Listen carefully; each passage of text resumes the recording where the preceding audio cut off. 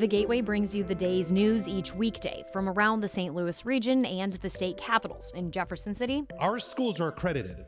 We don't need this bill. And Springfield. How many more years must pass before lawmakers see time is of the essence? I'm Abby Larico. Join me each weekday for The Gateway on the STLPR app or wherever you get podcasts. After people throughout the country got sick or died after using vaping products, Missouri's elected leaders have launched an education campaign about the increasingly popular product. Governor Mike Parson rolled out that plan in Jefferson City this week, adding that the state will inform the public, especially through social media. First thing is we need to get all the facts on the table, and I think that's what we're all trying to rush to do. But is Missouri really doing enough to get people to put down the vape pen? On this edition of Politically Speaking, St. Louis Public Radio's Julie O'Donoghue and Jaclyn Driscoll join me to talk about what other states are doing to clamp down on vaping. We also talk with Summer Ballentine of the Associated Press about how many jobs General Motors may retain if they expand their plant in Wentzville. Let's hit the music. This is the Politically Speaking podcast, the definitive show about Missouri politics. It's a little complicated in Bolivar because there is a Parsons family there. But we also knew that it was important to make sure that we got to where we needed to go. You know, if you walk in a room and you're getting ready to make a decision and everybody in the room looks like you need to stop. And right now what happens in the United States Senate is as critical as anywhere else in the country. I really want the state to succeed. Well, we want everybody to know that we're all working together. I just worked hard to try to build my name where I didn't have the money.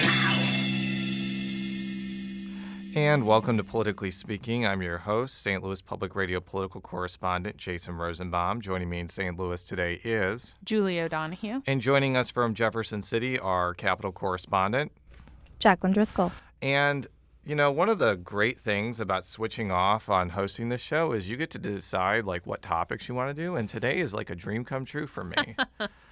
We are going to talk about the thing that I like talking about more than anything in the world, and that's vaping. Jaclyn, you were at a press conference where Governor Parson and other officials rolled out this anti-vaping education initiative. What happened?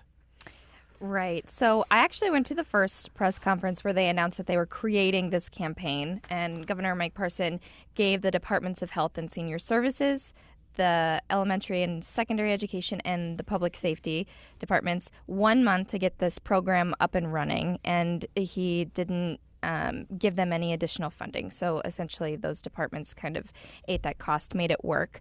But they did. They got it up and running. They just announced earlier this week that the Clear the Air campaign is going to use various forms of social media to reach teens, to talk about the dangers of vaping. And they also really want to dispel the myth that vaping is somehow healthier than cigarettes, which was kind of the notion of vaping when it kind of first hit the scene, or at least as it became more popular in recent years.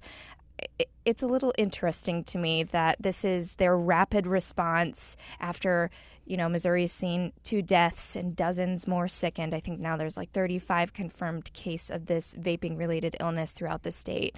It didn't really have a whole lot of teeth to it, but the governor did want to make sure that he was being careful. He said that he wanted to make sure that he got some of the unknowns answered first before they really did anything, and he wanted to leave it up to the legislature to talk about in the general session. I talked with the governor last week, and I actually asked him about this topic and about this education campaign. This is how he described what his administration was rolling out.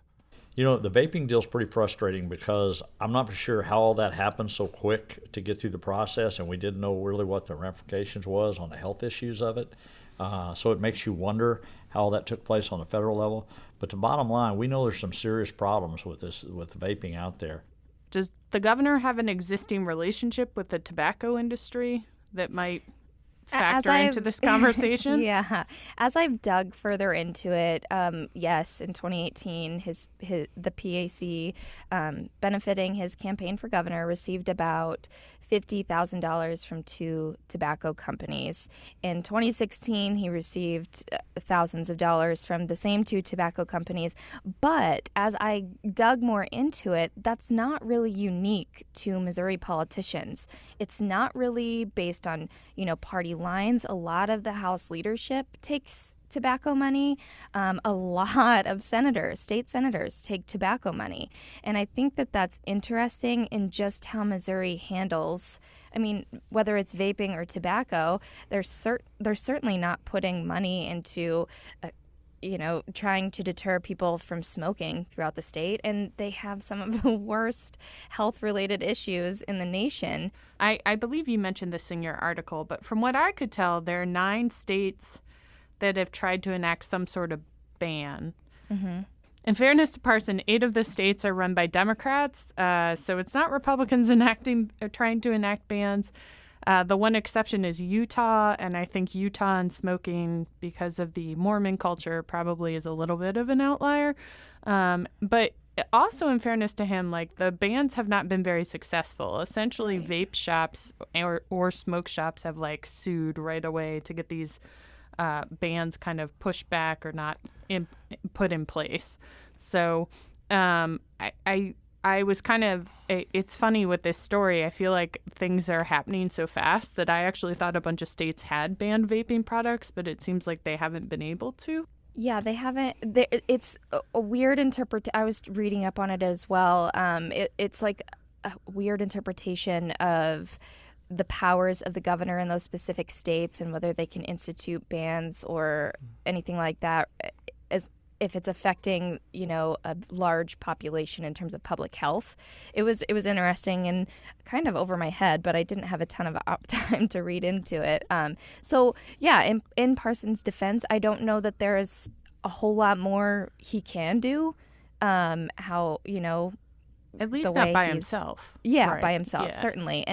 But the criticism that I do have is he's not really offering any guidance or suggestions to the lawmakers when when they come back in January for the legislative session. He's not saying, we asked about raising the taxes. He said he wasn't sure that pricing people out of the market was the answer. We asked about, if he would support a ban on vaping products, and he didn't really support that. We asked about just the flavored vaping stuff, and he wasn't very into that idea as well. So he's doing this education campaign, but there's also not really any guidance for lawmakers when they come back to Jefferson City. In fact, I asked him whether he would be in support of taxing and regulating vape products like cigarettes, and this was his response.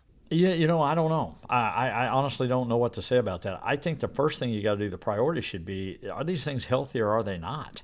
The whole deal was sold on the idea that it was going to prevent you from smoking. That's what everybody got bought into the issue about. I'm not for sure that's the end game right now. I'm not sure we're not doing just the opposite, and we're enticing people to smoke. And I think, first of all, you got to go to the health side of it, and it's just really helping us, period.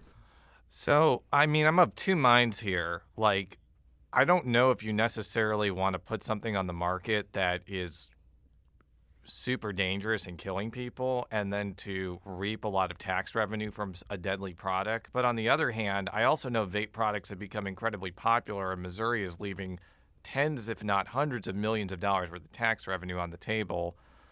Jaclyn, what do you think of the governor's comments? Because I know I sent that to you a couple days ago, and I think that you had some interesting thoughts. First and foremost, we know that vaping is not healthy for anyone. I would think any health professional can tell you it's better to not vape than to vape. So I don't think they need to figure out anything there. But also, the governor did speak a little about this at the press conference. Several of the teens that begin using vaping products, I think it's around 30% of teens, will use cigarettes within just 6 months. So we know that there is a trend there. And we also have to take into account, yes, there's tax dollars to be gained, but also there are millions and millions in annual healthcare costs directly caused by smoking, just in Missouri alone. So we're balancing people's freedoms, but also the freedom of the money that I'm earning, that I'm going to eventually have to pay back to take care of this issue for people who are getting sick. Yeah, I want to just point out that the American Medical Association this week recommended that all vape products be banned except for ones that are approved for smoking cessation by the federal government, which is currently 0 products approved for smoking cessation. So I don't think the jury's out on whether they're good or bad for us. Yeah, I guess the AMA has finally answered the eternal question: why not vape?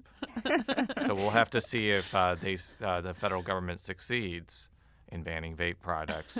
On that note, and on that inside joke that only me and another person like, Jaclyn, thank you very much, as always, for joining us. Thanks so much for coming on. Thanks for having me. Let's move on now to Attorney General Eric Schmidt's announcement that he supports lifting a residency requirement for the St. Louis Metropolitan Police Department. This has been kind of an issue of contention for a number of months locally, and now that a statewide Republican official has kind of weighed in, I think it's kind of amplified the issue a little bit more. Julie, if you could break this down a little bit. Well, I don't want to get into it's pretty complicated. Like, there are some people who are police officers currently who don't have to live in the city, and it seems pretty complicated about who does and who doesn't. But generally, the Attorney General and a couple different legislators kind of got together and said that they want to lift the ban so that anyone who's on the police force in St. Louis City could live outside the city. And some of the justification for that is the city is, according to Rachel Littman, our colleague, about 100 officers down consistently. They're just having a really hard time hiring people. It's also important to say that the mayor and most of the people who have to deal with law enforcement administration in the city are also in favor of lifting this ban. And by the way, here is Attorney General Schmidt kind of articulating his reasoning behind wanting to lift this residency requirement. Where someone lays their head at night, or in the morning in the case of those who work the midnight shift, should not impact an individual's right to live where they want to live and serve a community that they want to serve. Now, I think that something has to be said about one of the reasons why a lot of police officers do not want to live in St. Louis City. There are basically 2 reasons. One of them may be because they already live in a place that is not St. Louis City and do not want to sell their house and move into the city. Another is schools. I mean, we got to be honest with ourselves. I think also crime. I think it's crime, but I think it's schools. Yeah. I mean, there was an article actually in the Post-Dispatch talking about a police officer who had a child with special needs who moved to St. Louis County because the special school district unquestionably, and I know this because I did the same thing, provides better services for special needs kids. Right. So I'm sympathetic to those type of situations because the city has clearly not provided enough investment into that to justify families living here. But I think that the counter argument that's going to be made is when you lift this residency requirement, you are going to have a lot of police officers who live in the city move to St. Louis County, and you could lose a lot of the tax base because of that. Or even farther, they could move to St. Charles or Jefferson. I mean, I grew up in a city where there wasn't a residency requirement for city employees, including police officers and teachers.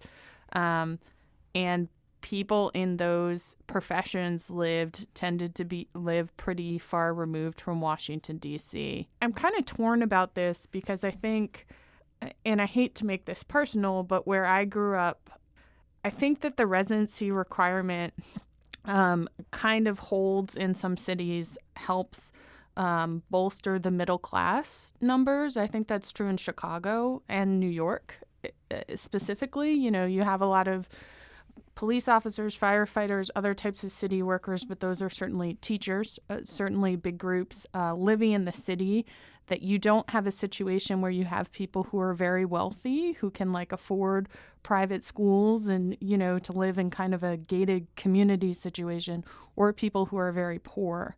And I'm not saying the bottom would completely drop out of the middle class in St. Louis. I don't really have that expertise, but it certainly would be a concern, at least of mine. Now, the other pushback to this idea is there's not universal agreement that the residency requirement is hindering recruitment. I'm going to read a tweet from the Ethical Society of Police, which is the union that represents African American officers in St. Louis. The tweet says, "We have no issue with anyone, including officers, living where they want to reside.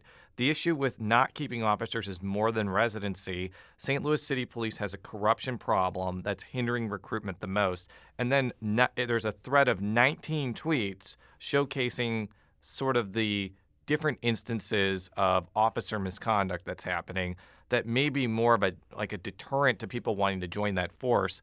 And I also don't know what the salary differences are or the benefits differences are between the city, the county, over in Illinois, St. Charles, Jefferson. I mean, there's a lot of, it's always hard when you have a lot of competing municipalities and they're all competing for the same group of people, right? So St. Louis County and the city of St. Louis are probably competing for the same officers.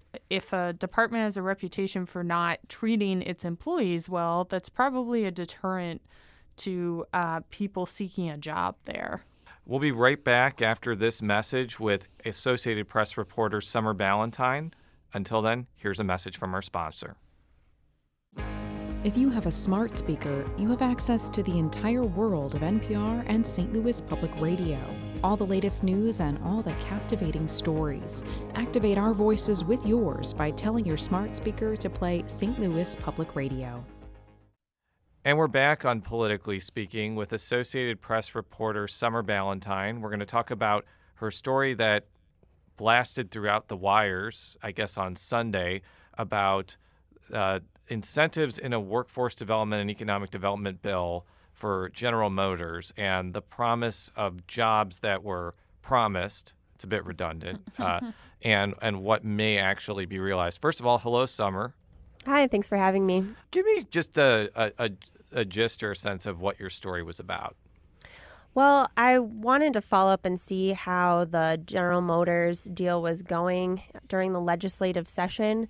Lawmakers were pressured to try and get some incentives on the table in order to entice General Motors to expand their Wentzville plant out in the St. Louis suburbs. And as part of the UAW negotiations, they reached an agreement to keep 2,000 jobs there, which is significantly less than the number of people who are currently employed there. So I just wanted to follow up with some lawmakers who had been concerned about the state dishing over what could amount to $50 million in tax incentives for GM, knowing that they might not keep the current number of people employed there. And one of the things that you're alluding to, not only just about the General Motors incentive, but this entire workforce development legislation, is there was a fear that this amounted to a corporate giveaway for not a lot of payoff. In fact, this is Senator Andrew Koenig on Politically Speaking expressing that similar sentiment. There's a lot of corporate welfare in there, and literally the fiscal note says $90 million. And I believe that's bad policy for government to pick winners and losers in the marketplace, and especially picking certain businesses. I think the best way to promote economic growth in the state is lowering the tax for every business instead of micromanaging the economy. So what reaction are you getting from lawmakers from the fact that there may not be as many jobs from these GM incentives as was promised? Well, it's important to realize that General Motors pushed back pretty hard when lawmakers were trying to get a promise of retaining a certain number of jobs in this bill. So that was never actually included in the legislation. But I talked to lawmakers recently, and the lawmakers who wanted GM to promise to keep jobs were pretty frustrated with the fact that now it seems like not every job is going to be kept. Basically, they say that it's incentivizing a company that could be laying people off. Yeah, I mean, it's not for me, what was astounding in reading your article in Summer and some other things is it's not just that not every job is going to be kept. 2,000, if they only kept 2,000 workers, it would be less than half of the jobs that are at the Wentzville plant now, right? Am I right about that? Yep, you're right. And it is important to note that this is still something that's in negotiations, and it's the Department of Economic Development that is working on trying to finalize a deal with GM to require them to keep X number of jobs in order to get this $50 million in incentives. I did hear back from the Department of Economic Development after that story ran, and they basically said that they're still trying to push for retaining the maximum number of jobs possible. So it's possible that they'll come out of this with a higher retention rate than just 2,000 jobs, but that's not guaranteed because it wasn't in the legislation. Right. I mean, I think the other thing that struck me about this is the way it was framed was the state's putting up $50 million worth of incentives to get a $1.5 billion investment in the Wentzville plant. And some of me thinks if the union agreed to retain just 2,000 jobs there, the way I put all that information together, and maybe I'm not being fair, is that this $1.5 billion investment in the Wentzville plant may actually be automating some people's jobs. Well, GM hasn't even confirmed officially that they are going to expand the Wentzville plant, so I wasn't able to get much information from them about this. But I have spoken to lawmakers from the St. Louis area who are concerned that this investment might lead to jobs being automated. But that's, just speculation. I know that this legislation was widely seen as one of the biggest accomplishments for Parson during the 2019 legislative session. And I think it passed with bipartisan support. From talking with legislators, did you get any sense from people that supported this measure that they may be wavering in that backing after getting this news from GM about job retention? I only spoke with Representative Nick Schroer from the St. Louis suburbs, Republican, and he seemed pretty optimistic that the Department of Economic Development would still be able to negotiate with GM and make them keep a higher number of jobs there in order to get this money. But that's not to say, I only spoke with Nick Schroer, so I can't speak to whether or not there are any concerns or doubts in other lawmakers' minds about this now. I think we need to put this in a little bit of a wider context. I think there's a philosophical question, and I wasn't around when they were debating this measure, but about whether states, not just Missouri, because this certainly happens elsewhere, should be offering incentives to companies that are then going to cut jobs, whether states should offer incentives to companies just to keep jobs and not to expand their workforce.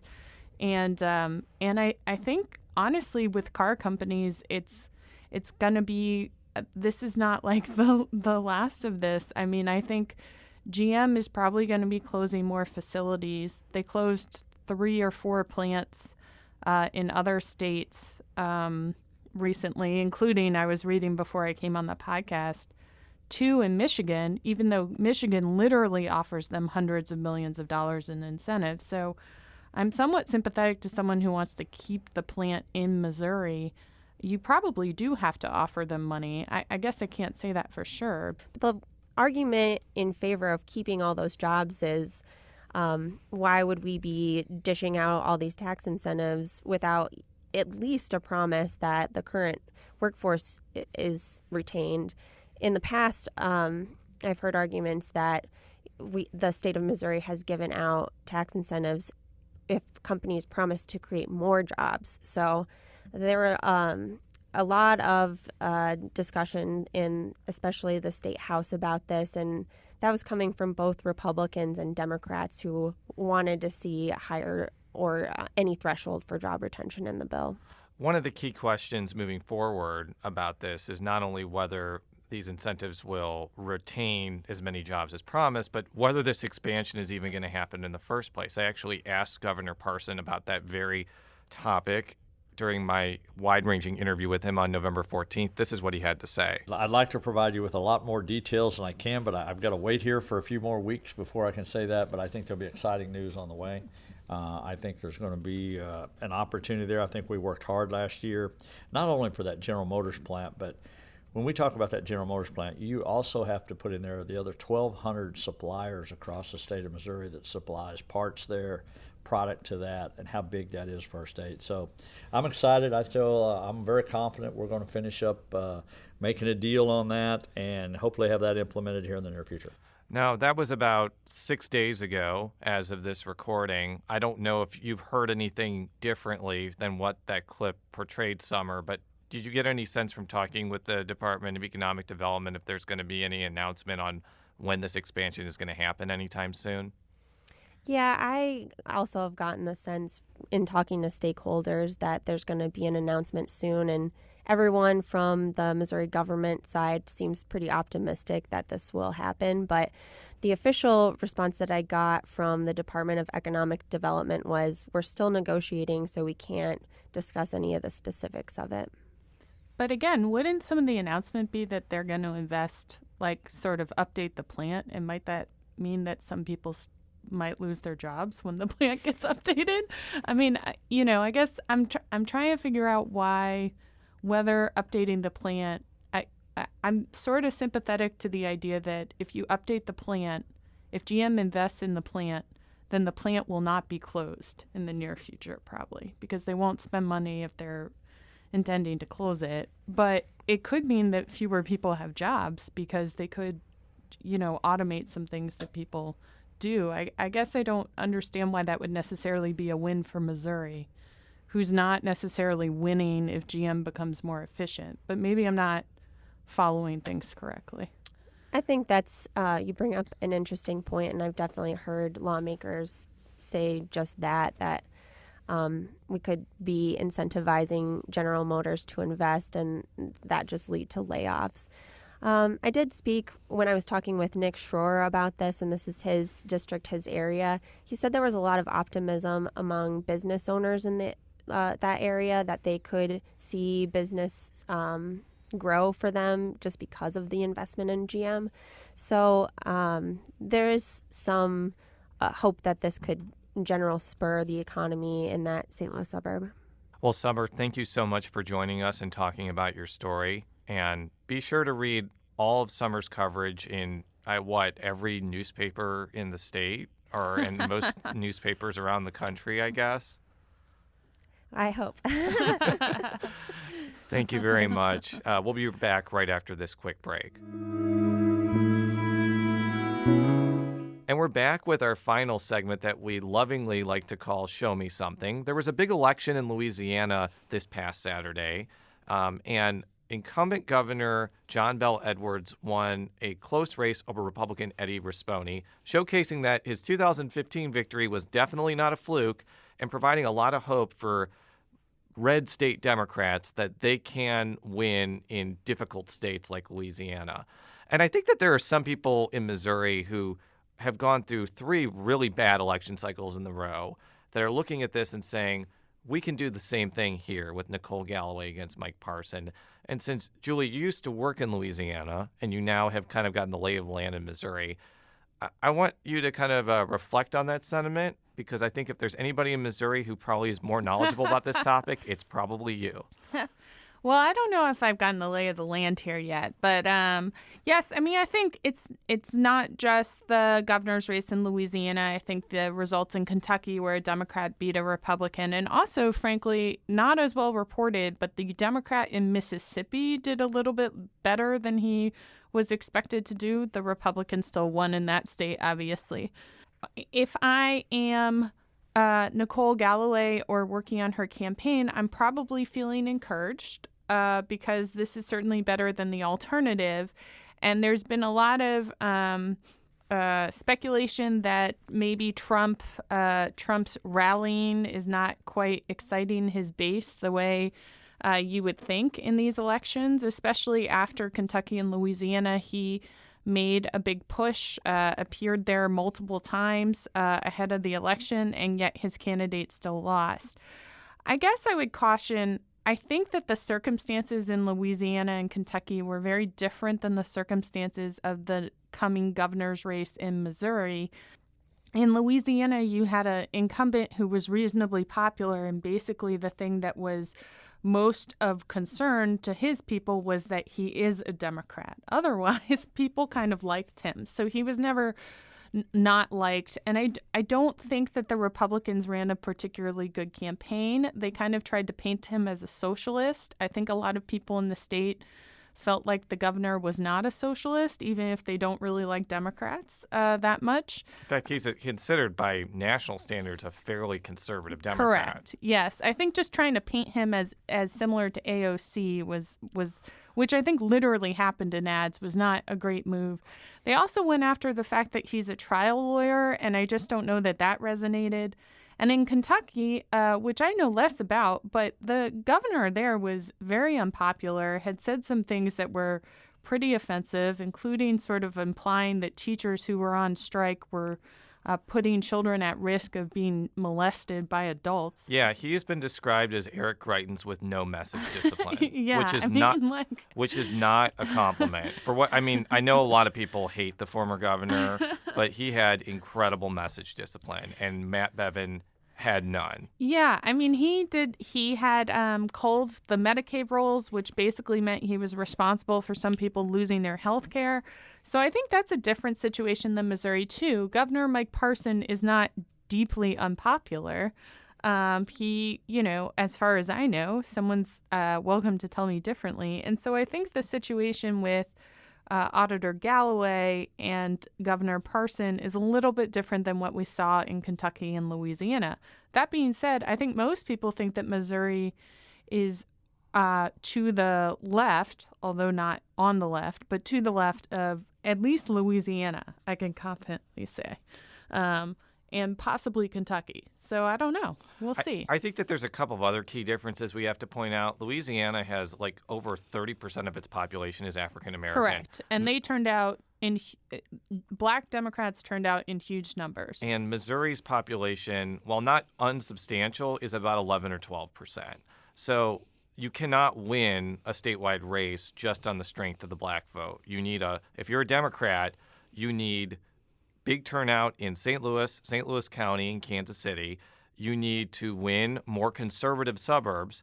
St. Charles County, you need to at least hold down margins. Jefferson County, you have to win. Buchanan County, you have to win. Greene County, you have to hold down margins. And you have to do better than getting 20% in rural counties. Thank you, Julie, and thank you to Jaclyn and Summer Ballentine for joining us. For all of our stories, stlpublicradio.org. Shula Newman is our executive editor. Fred Ehrlich is our politics editor. And John Larson is our sound engineer. You can find me on Twitter at @Rosenbaum. How can people follow you on Twitter, Julie? At JS O'Donohue. We will actually not be back next week. We're going to be taking a break from this Roundup show so we can all celebrate Thanksgiving. But we will be back the week after that. Woohoo! See you next time. Won't you put me on through? Gotta send my love down to Baton Rouge. Hurry up, won't you put her on the line? Gotta talk to the girl just one more